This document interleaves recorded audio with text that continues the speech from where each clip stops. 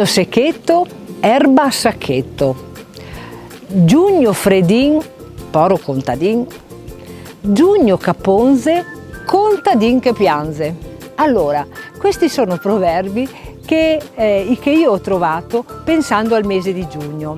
Pensate quanto nella tradizione popolare i proverbi fossero entrati nella vita quotidiana, parlavano dei vizi, parlavano dei sentimenti, parlavano delle virtù di ogni persona, parlavano addirittura di mestieri e professioni. Ad esempio, se analizziamo questi proverbi che io ho selezionato per voi, ovviamente potevano essere di riferimento per i lavori agricoli. Attualmente però non è più così, ormai i proverbi sono diventati solamente motivo di saggezza popolare, motivo di tramando di tradizioni.